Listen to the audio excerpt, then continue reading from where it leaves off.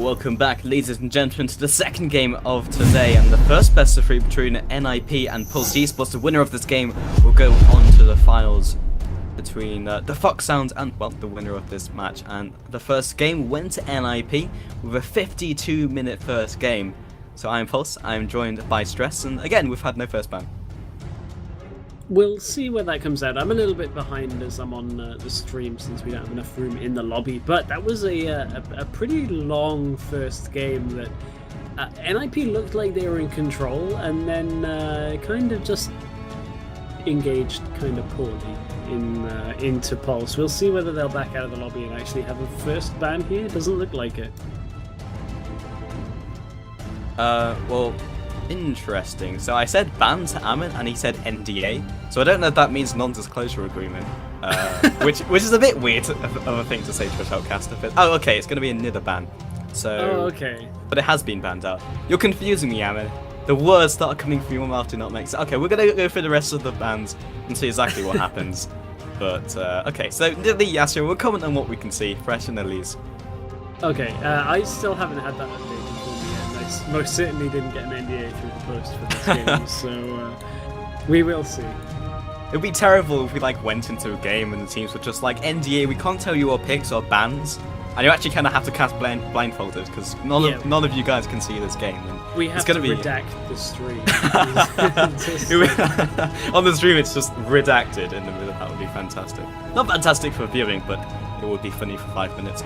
Caston has been picked up as the first picker from NIP. I can't remember if that was banned out in the first game, but Caston we saw to great effect yesterday. I still find it strange that they've consciously not banned out, and this is the second game in a row. As far as I'm aware, from what Chaos have said in chat, there's been no ban restrictions or anything like that. So it's not like, in the LCS they'll lose a ban. This is just both teams on blue just have decided not to, or lagged out and decided not to remake. Or Amin just told me they didn't want it, so alright. So it is a conscious choice. Yeah. 5 bans. Welcome to the Challenger Series, where we have different rules to the rest of the world. Very strange. Oh well, I guess it's one of those things that maybe that you just want quite a good selection of the stronger champions available. We have had quite a few lock-ins though already. Yeah, we should probably comment on those, apart from the fact there's an empty spot in the ban list. But Draven being hovered over, I'd love to see that. Draven has been seeing a lot more use, and even Alistair, I'd like to see that as well. And that has been locked in, so we will be seeing ourselves as Alistair. Okay, so we saw that, I think Pumandu said that he was maybe taking a break, so maybe he's come over to Europe. That might be the case. Hopefully, one can hope. Maybe they were just so flabbergasted he was in the team, they were like, they missed their ban, and then they had Pumandu there. So it all makes sense now.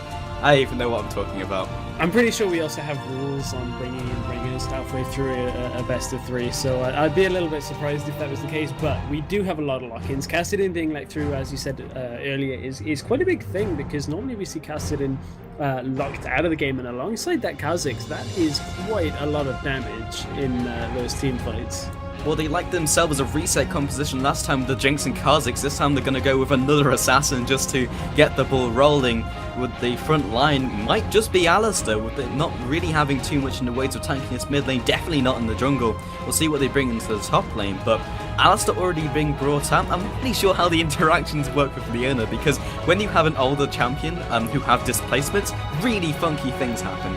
Because Poppy with the knockback, you have so many weird interactions. So when the Zenith Blade comes in, I'm wondering if Alistair will knock it back, or she'll get knocked back, fly forwards, and then fly across the map.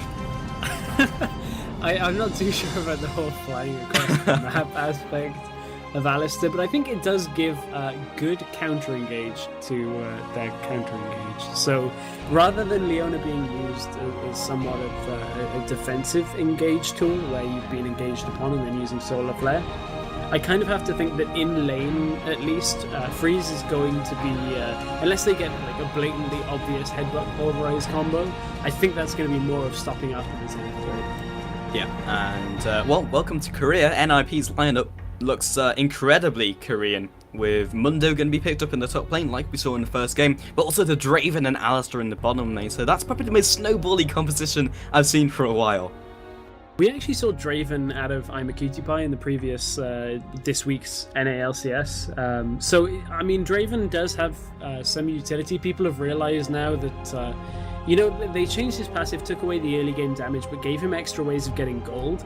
And the fact that the games are going longer and longer means he can generate more gold off that Adoration passive, which, is pretty good for Draven to get more gold. One of the things he struggled with previously was the fact that if he didn't get a lot of kills in the early game, he kind of just didn't get so much gold, so couldn't really scale quite well throughout the game. Now, with that Adoration passive, he's a little bit better scaling because he gets a little bit better itemization when he does start picking up kills. Yeah, and if he gets them earlier as well, and just constantly get those adorations and doesn't die, he can snowball out of control, because after like 5 minutes, I think you can basically double the amount of gold you'll get from your initial kill, and the baseline is like 50 as well, so you're always going to get, if they haven't died, 350 gold. An extra 50 gold per kill is really, really strong, plus an Alistar who's going to be not only aggressive but also offensive. I really like this team setup. Yeah, I like it. It's another example of how currently the meta, even though everybody says is stale, we're seeing so many new champions coming out and people playing champions in viable options that we haven't seen for a couple of months. That, as the meta shifts through, you get about that 25, 30 maybe champions that are picked and banned across all games. And now we're up to about 50, 55, heading towards 60, because every week we see new champions in LCS. So it's one of those things that we're seeing champions find their place back in. And I mean, even champions like Galio in a support role. I mean, whoever thought we'd see Galio in a usable role for a lot of the time. Yeah, I didn't think we were going to see Teemo on competitive play, and I was hoping we wouldn't, but we did in North America High, rocking that one onto the Rift. But we'll see what comes out. Might well see the top lane tank Heimerdinger, which I still think is viable. But the last pick from Pulse looks like it might be a Zed. I don't think we saw that last time round. But it was locked in as Zed. It was the Jax that was the placeholder. Okay, no problem. So 1 minute remaining, and we haven't spoken too much about the Pulse lineup. So again, they're running something similar to the last game, but with the Jax in the top lane, they have something that's going to be a massive threat late game. They have the disengage, the re-engage, the counter pushing, more of a control-y setup by Pulse. We'll see if these guys can actually siege this time round. Yeah, and they've got a little bit better later game scaling from their top laner. I mean, Renekton, they are putting changes through the works. I can't quite recall off the top of my head what has gone through and what hasn't. He got changed on PB about 5 or 6 times with what in fact they are going to do to him. But Jax, on the other hand, certainly scales exceptionally well into the late game. Is another champion where in a mid-game teamfight, if you pick up 1 or 2 kills, he will do exceptional damage after getting itemization, very similar to what we talk about with Cassidy. Alright guys, first game went to NIP. We'll see if they can go 2-0, or Pulse eSports can even up the odds in just a couple of minutes when we jump onto the delay. So we will see you very soon. Don't go anywhere.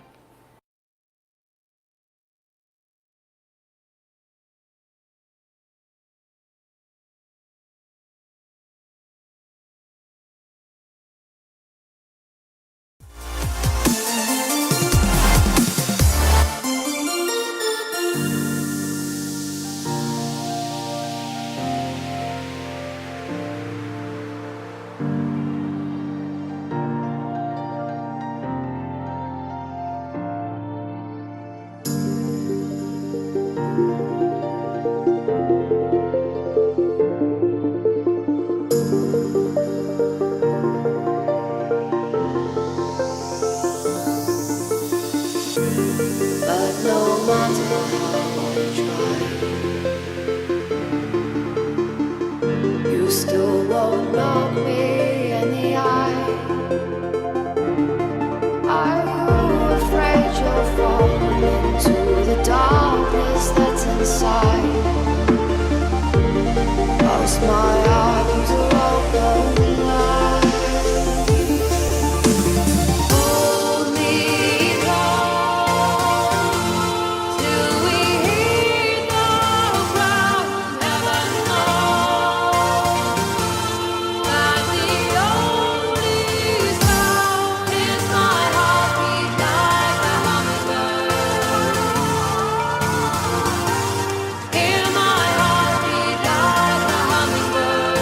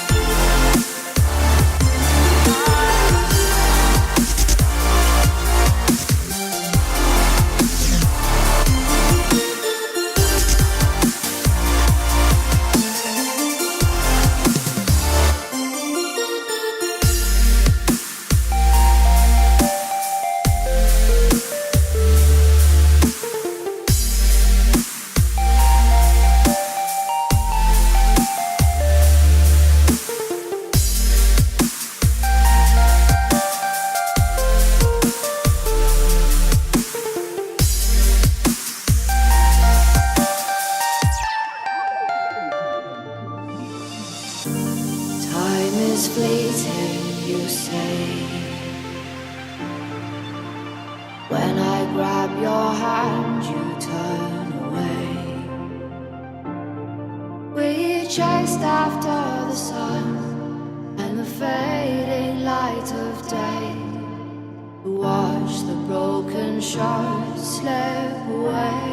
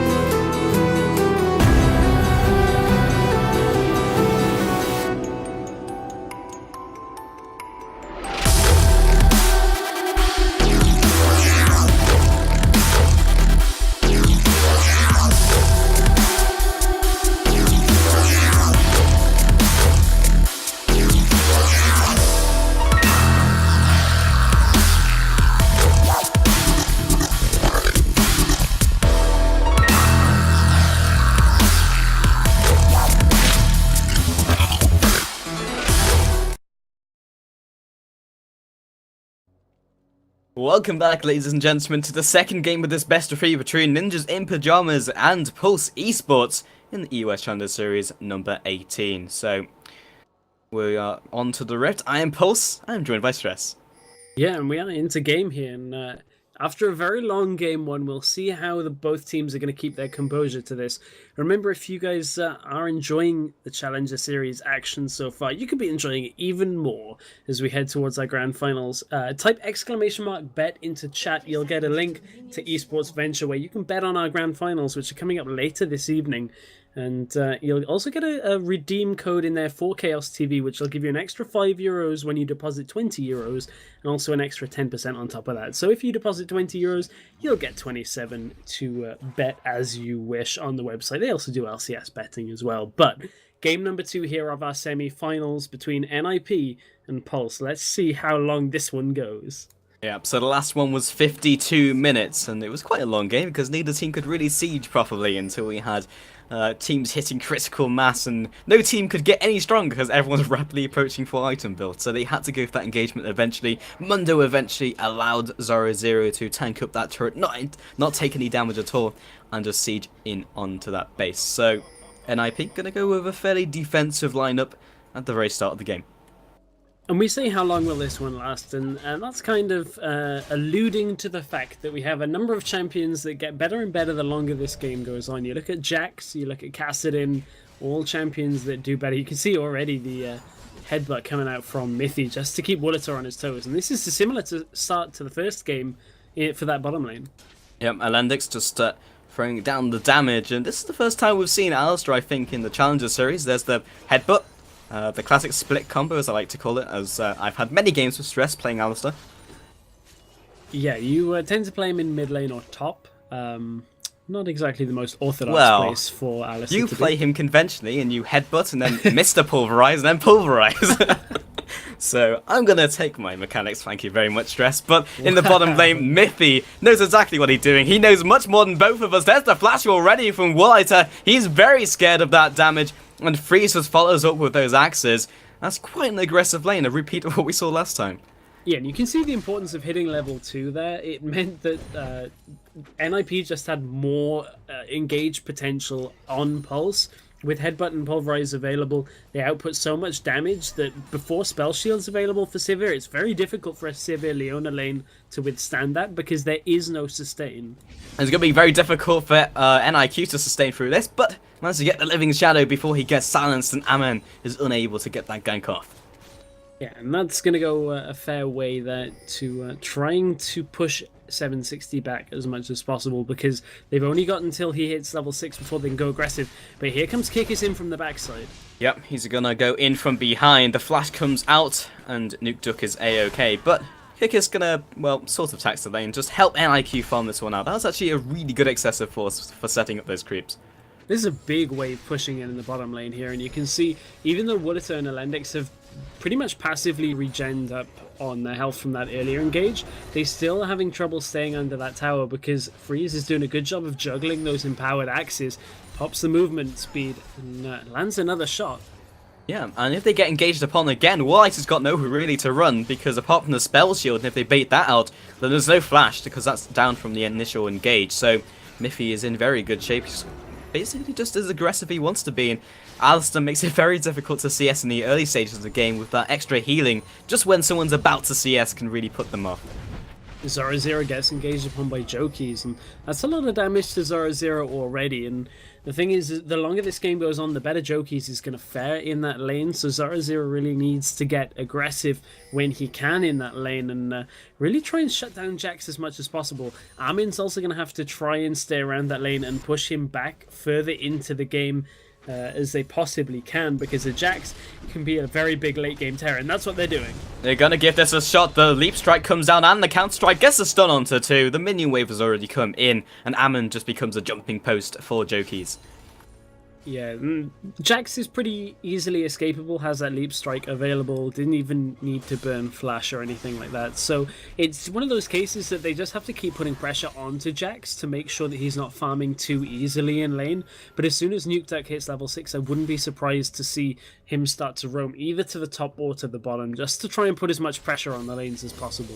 Yeah, I always have to keep an eye on bottom lane, because NIP at any time can output a huge amount of burst and displacement. Kicker's gonna look for this guy. Doesn't have the red buff, but does have the blue buff. Jumps to the wall, lands onto Freeze. Xenoblade connects as well. The standard side comes through. Doesn't manage to knock him back. Miffy knocks Elenix into the turret, but doesn't have the follow-up from Pulverize already used. And First Blood goes down onto Vi. Oh, and that was a maximum range Zenith played out from Elendix. We've seen Elendix Leona time and time again really holding pulse in some of the early games here, and again, just that Leona shutting them down. It was a really nice Vault Breaker out to begin that engage, but the flash came out from Freeze and it was just at the tip of that Zenith blade. Really nice lockdown for that kill. I'm surprised teams haven't started to start banning out Leona against Elendix, because I feel that would be a huge crippling blow to the team of Pulse. The amount of times Elendix has gone in for a crucial engage, or like a particular solar flare that's won them an engagement, or even the game, is so many times. It seems like a more hidden effect that they're just not quite seeing from this team. Well, I mean, we saw it against NIP in the first game of the series as well. That solar flare really, outside that botched engagement, very nearly turned the game all the way against NIP. They lost an inhibitor off that. It just so happened that they managed to pick up the Baron, but teams do have to think. Teams are going to start having to think about Elendix Leona here, I feel. Yeah, there's not many teams that sometimes like prioritize bans against the supports, because okay, they're annoying and okay, they have great engagers, but sometimes it's not as bad as an exceptional Gragas player who's instantly going to decimate your team. But honestly, Leona's done so much work for them. I would like to see that at some point in the future. But NIP doing fairly well, going to be losing that First Blood, but that's not going to hit them too badly. However, that bot lane can probably want all the help it can get, because it is looking to snowball more than Sivir is.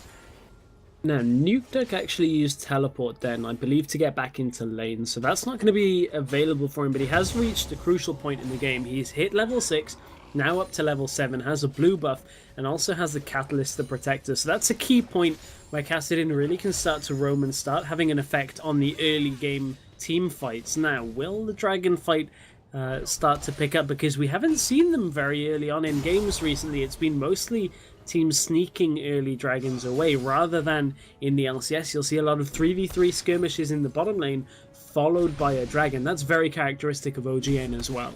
Yeah, the dragons really are getting later and later. So NIQ sitting in the mid lane, just kind of trading off against Caston. Neither of these guys will be too aggressive. As you would expect, NIQ has the slight advantage when it comes to CS, but Nuke Duck is going to become scary as soon as he gets 2 kills anyway, so that's something they're going to have to keep away from these guys. But And in Ninjas in Pyjamas in general, running a composition where they would like 2 kills on basically everyone. Like Freeze would like them, so would Ammon, so would Nuke Duck, and they would like them more than usual because they need enough damage to make sure when they jump in and kind of commit to a fight, then they have enough to win that fight. Yeah, I feel like if they didn't have a Kha'Zix jungle, the obvious choice would be to give the kills over to Nuke Duck because of the scaling, but they're kind of offset by the fact that Kha'Zix doesn't scale well, so they have to give early kills over to Kha'Zix. So it's a little bit of a mismatch here, but it does mean their damage is incredibly high, so they've just got to be careful that they don't stack kills onto one person. It's a little bit risky, but if you do get kills onto both of those guys, then it becomes even more of an issue. Ammon comes in. It's going to be the Death Mark used, juking out of there. See if he can juke them back with the Death Mark. He's going to give an attempt. Nuke Duck knows exactly what's up, and Ammon's going to secure that kill. Yeah, that's exactly what we were talking about. NIP are already aware of the strengths and weaknesses and where the kills need to go at what point in the game. Immediately after the assist, Nuke Duck is on the roam as Armin pushes up, and Jax is now in a little bit of danger here under his own turret. Yeah, Mundo's already used the sadism, but he has the ignite.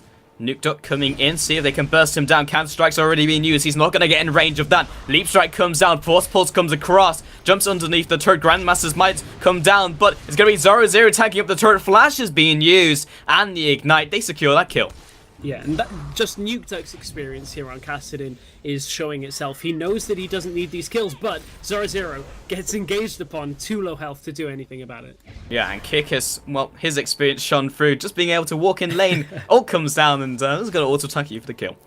I mean, right now you can see that Nuke Duck knows that 2 assists is enough at this point in the game. Kassadin is a champion that you can pick up 2 kills at any point in the game and pretty much become relevant again, even if you've been shut down earlier on. So it's not a surprise that Nuke Duck is consciously giving these kills to his other teammates. Yeah, it can be quite frustrating to play against champions like that. Same sort of thing with like Katarina and Fizz, who can fall behind so much, but if they just pick up a stray kill in a team fight that they happen to get, then they become relevant and you have to deal with it again. So you can shut him down as much as you want in the laning phase, which in this game really hasn't happened. Like 10 CS behind is pretty good for Nuke Duck. That's a 1 lane for him. Yeah, 10 CS behind after roaming as well. That's the other thing, is yes, they killed Zed and pushed him back, but he just spent about a minute and a half out of lane, and his teleport is nearly available again. So next time he roams, he won't be that far behind after. 10 CS, not that far behind anyway, as you said. He'll be happy with that in lane against the Zed.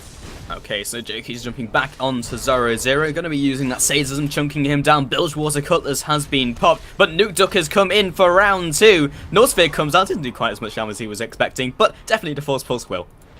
Again, wanted to give that to Zoro at first. You saw him turn his back, but they wanted to secure the kill. Jax is a little bit too slippery with the minion wave coming back in. They didn't want the chance of having Leap Strike becoming available. Good call out from Pulse here, though. They've already seen 2 members up towards the top lane. Armin wards over and is looking for a Dragon Steal here. Will he get it? Whirling Death comes through. That's going to be Draven getting it. Armin's going to die for that, but the extra smite down has certainly helped in that calculation. Perfect play. Really, really nice whirling death there. That's, that was perfectly timed. Armin, I think you could argue that perhaps Armin didn't need to go in, but the damage was calculated perfectly. Without Kha'Zix damage going in, it wouldn't have got that kill onto Dragon. So Armin was an unfortunate casualty. Has landed the standard combo, the WE, the headbutt pulverize onto Woolite, and he's going to have to head back to turret. Yeah, and sorry, Armin was very right to go in there, just to make my point clear. Yeah, absolutely. That's what we were saying. The smite comes down, and without the extra damage, it wouldn't have come in quite at the right time. But Freeze did, I think, reactivate it as soon as it connected to the dragon. Either way, they stole it, and it was good. That's what we're trying to get at. Indeed, it was very good. And another very good thing in this game on the side of NIP that they'll be happy with is now Kassadin Nuke Duck has picked up the Seeker's Arm Guard as well. And as he begins to, I say begins to stack that up, he's already at 10 stacks on the bonus armor and AP, so he's already nearly fully stacked that. So that'll give him good survivability here against Zed, as will the blue buff. His cooldowns will be up even more often, more mana, will be able to trade a lot better as he silences Zed in those engagements. Yep, and Zed, in terms of itemization, has picked up the build towards Cutlass, which will be going into the Blades of the Ruin King. Fairly unlikely he's going to go for the Hextech Gunblade, but it amplifies the damage when he goes into his ultimate. So he jumps in with Deathmark, hits them with the extra damage from the Blades of the Ruin King, the active, and that also gets amplified. Yeah, and that amplification will go a long, long way in these team fights. And there's some key items already built here on the other members of NIP, and some items that are pretty close to being done as well. Bloodthirst are nearly completed. The gold is in hand for Freeze. So as soon as they shove that wave out, he will look to go back, pick that Bloodthirster up. Up in the top lane, Sunfire Cape gives the survivability for Dr. Mundo against Jax. You can see the expected CS lead already here, 119 to 82. But if Jax can pick up some more kills, get a little bit of free time farming, you can see Zora Zero is proxy farming out behind the turret. If he can get some free farm here, maybe even pick up a kill on Zora Zero, which isn't likely at this point, but that will go a long way into helping Jax to scale. He's going to take a couple tower shots, but Jokeys knows what is happening. Nuke Duck is heading towards him. Going to lose his turret for that and take another cleaver. But chat called me out before when I said the WE combo from Alistair, which is not the same thing. It's the headbutt and heal, but NIQ has arrived in the top lane. Nuke Duck doesn't want to engage on that. Deathmark's used just to keep himself invulnerable for a couple seconds, make himself not a target for Nuke Duck. And yeah, I mean, when you jump in with headbutt, you don't want to just immediately heal the surrounding minions. Yeah, that's not what you want to do. But something that I was going to mention beforehand that is kind of unorthodox in the way of thinking, and unless I articulate this correctly, is going to seem rather silly. There's an engagement.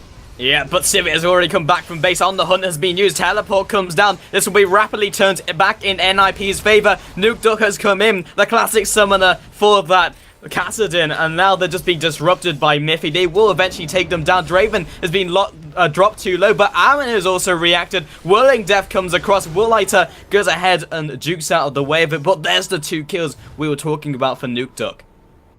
Okay, so that kind of leads from the point I was going to make about that top tower. As long as NIP weren't putting a lot of pressure on the rest of the map, that top tower with being down actually gives Jax a bit of free farm. Amin will stealth away, but I don't think he's getting away from this unless Leap is available. Flash comes out. They use the flash, they use the Vault Breaker, and then IQ is going to pick that up with a nice Razor Shuriken.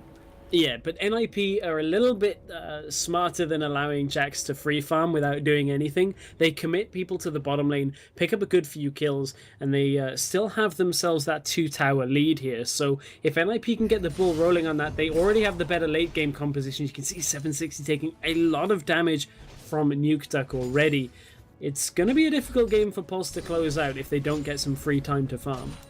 Yeah, absolutely, and well, in the top lane, Jax just scale incredibly well, like we've already mentioned, going for that classic build of Blades of the Ruin King into Trinity Force, and then some tanky items after that, which will be what they're shooting for. But already NIP is rotated away from the bottom lane with that tower already falling, and Draven is utilizing that early game damage.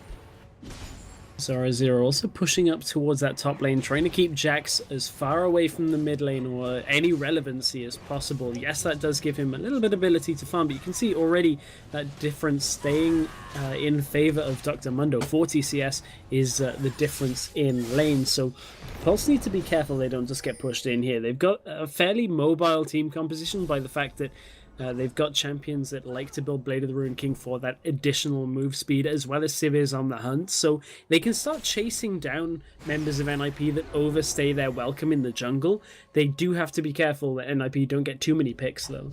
And they can also stay relevant for a little bit longer than they would usually with the extra mobility, because if they were low mobility composition, they would just have to stay at their turrets, but they can afford to go into their own jungle, into the river sort of area, and be relatively safe because they can escape with their own respective mobility abilities. So that's what they're going to be going for. But 15 seconds left on Dragon, and that's going to be more than 15 seconds because we now have a pause. I was going to say, in 30 minutes still left on in the 30 minutes timer, and 15 seconds. Yeah, potentially. Let's hope it's not a 30-minute pause, as that's not always the best thing to We've done have. it before. We have actually had that before. I remember that time where we were casting it, it actually went into negative time on the timer, at which point I think I started like getting younger, which was Something a little like strange. that. I didn't realize Riot Games had the ability to create a time machine, but apparently they do. Yeah, it just takes half an hour of your time, and it got quite weird. There was many temporal paradoxes happening, and just got younger. Not that much younger though, but I guess that's what happens when you have like, what was it, 7.5 million unique players per day, they estimated in that press release that came out the other day, which is pretty spectacular when you think about it. quite a lot. Yeah, and Quite a people lot of wonder why people. servers go down. Have you ever tried creating anything for 7.5 million people a day to use? Yeah, it turns out it's quite difficult, but yeah. I think there was a stat that was something like, if the total number of unique players of League of Legends was a country, it would be listed in like the top 100 or something like that, which is pretty significant. Yeah. It'll be pretty great though if you had an entire continent just populated by League players. You'd I have would something in not common with like everyone. Well, it depends if you just like went into the solo queue suburbs and like it was just trolls and flamers everywhere, and they were like, "Give me your LP," and they've got like hatchets and stuff following you around. That'd be terrible. I'm just wondering how you'd work out diplomacy, because everybody would think they deserved something more. Right. People I mean, would yeah. be like, I'm definitely not bronze in this voting system. You'd have like the Teemo factions who are just like the like cutest and most horrible people you'd ever meet. And they just like roam around in packs, just like standing there and being like in formation, being like up 2, 3, 4. It would be pretty You bad. really have something against Teemo. I do, man. I think it's like because you play Nasus so much, and as Yeah. soon as you're in like a Nasus Teemo match, you're like, this is so annoying, because it's not even amazing against me. It just like is so frustrating that he waits until I siphoning strike and cues me. yeah. I am the one who Q farms. I'm also the one who anti-funds, and I don't want to be out anti-fund by a Teemo. You've also lost games from being anti-fun. Yeah, I have, but it was fun. It was fun for me. I'm not sure about everyone else in the game, but oh well. Dude, I'm really thinking about that League of Legends populated continent. That'll be really quite fun. The problem is you'd get divisions in the continent by the You fact would, that, yeah. like you'd have like the North American area and like the European area. There'd actually be civil war. If you put that many people with that strong opinion in a place, you would never get peace. Yeah, but Europe has like a significantly higher MMR than that other continent, so you know we'd just take them out. We'd win every time. But then there'll be like the Koreans, and we'd just be like, stay away from that. Because even their like bronze 5 continent would just like wreck our. Be challenging. Yeah. Yeah. Okay, we're getting back into the game. I don't even know what we started talking about. Geopolitics of League of Legends has been discussed, but we're into game again. 5 kills to 5. About 3,000 gold is the lead in favour of NIP. They lead this series 1 game to 0 and look to secure themselves another dragon here in this game. Yeah, only 2 seconds remaining on that, and that wasn't an extra 13 minutes added onto it. So Miffy, clearing out the wood, and that pink wood is in range this time around, and the isolation from damage from Amin will be slicing up that dragon. So NIQ and the rest of his team have kind of congregated around the area, and we'll see if they can actually make their escape, because Mundo is coming in from the backside. They've actually found him out. Gonna see if they can do anything more about it. Lendix has been called out the standard side, knocked him against the wall, and Warlighter has decided to use On the Hunt. They go for the re-engage. NIQ jumps right onto Freeze. Not sure if it's gonna be quite enough damage. The Assault and Battery is used onto Nuke Dog. It's not, again, just not enough. Warlighter's dropped so low. Their backline's getting disintegrated by Zara Zero. They're jumping underneath this turret. Miffy has knocked a minion towards Warlighter, asking him if he wants to farm, but Nuke Dog is gonna take that away from him. Alistair thought he was Syndra there and thought he could get like collision damage if he hit particles into a champion. But that was a really nice fight there by NIP. Amin dropped so very low, very nearly got taken down. But again, another thing to highlight, Elendix with his dying breath let out a solar flare that hit 3 members of NIP, and if that hadn't happened, that fight would have gone even better in favour of NIP. Jax in the top lane has had a bit of free farm, got himself a turret, and now is going to start to become relevant once again. Really, people are just not noticing Elendix as much as he's having an impact on this game. I think the amount of times I would give an MVP per game to Elendix is probably like 90% of the time. And that's just how good his Leona is. Like, it's really surprising to see how good his Leona is. Yeah. Because Leona was a champion that fell out of the meta for a while. Not a lot of people played Leona. I think it was pretty much just Crepo and maybe at times N-rated for a while played Leona. So I'm really impressed by Elendix's Leona. I cannot sing its praises enough. Yeah, and he's facing down an LCS team. Like NIP, they are up that top caliber type of echelons of the leaderboard, and even Elendix is just like, fine, I'm still Leona, I'm still going to be strong. Yeah, pretty strong, and especially with the changes to itemization. I mean, certain Leonas we'll see go Relic Shield, Targon's Brace, Face of the Mountain aspect. I think this is a lot better considering the mobility on their team to go Nomad's Medallion into the Talisman of Ascension for that extra movement speed.